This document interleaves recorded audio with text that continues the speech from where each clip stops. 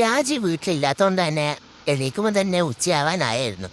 പിന്നെ കുറച്ച് നേരം പുറത്ത് നോക്കി റംബൂട്ടാൻ്റെ വായൊക്കെ നോക്കിയിരുന്നേ. ഒറ്റ മൈൻഡ് നേരെ അമ്മമ്മനെ കാണാൻ വിട്ടാലോന്ന്. താഴെ ഇറങ്ങി നോക്കുമ്പോഴേക്കും ഒന്നും തന്നെ ഉണ്ടായിരുന്നില്ല. കിട്ടിയ പാലും പഴവും കുത്തി കയറ്റി കണ്ട ക്രീമുകളും വാരത്തേടി നേരെ പോകാൻ തീരുമാനിച്ചു. നേരെ പോകാൻ നോക്കുമ്പോഴേക്ക് ദേ മാളും അവിടുന്ന് ഏതോ കൊമ്പിൽ പേരയ്ക്കും പറിച്ചുകൊണ്ട് നിൽക്കുന്നത്. കിട്ടിയ പേരയ്ക്കും പറിച്ചുകൊണ്ട് നേരെ നമ്മൾ ഷെട്ടിലേക്ക് പോയി. ദേ കിടക്കണം നമ്മളെ കുട്ടപ്പൻ. കണ്ട എല്ലാവന്മാരും പിടിച്ച് വണ്ടി കയറ്റി നമ്മൾ ഒറ്റ മൈൻഡ് നേരെ വിട്ടു. ദേ കിടക്കുന്ന ട്രാഫിക് ബ്ലോക്ക്. എന്താ ചെയ്യുക, ഇരുന്ന തൊഴുക.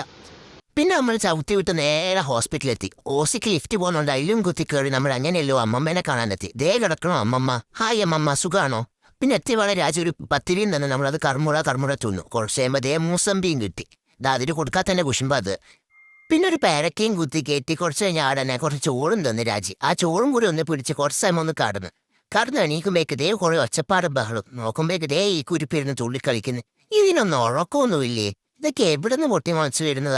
പിന്നെ ചായ കുടിക്കാൻ പോയി. അവിടെ പോകുമ്പോഴൊക്കെ പഴംപൊരി ബോണ്ടിയുണ്ടായിരുന്നു. അതും കൂടി കുത്തിക്കയറ്റി അമ്മമ്മക്ക് ചായയും വാങ്ങി നേരെ റൂമിലേക്ക് പോയി. പിന്നെ കുറച്ച് മട കടന്ന് നേരെ വിജിനോട് ടാറ്റയും പറഞ്ഞ് നമ്മുടെ നേരെ വീട്ടിലേക്ക് പോയി. അത്രയല്ലോ.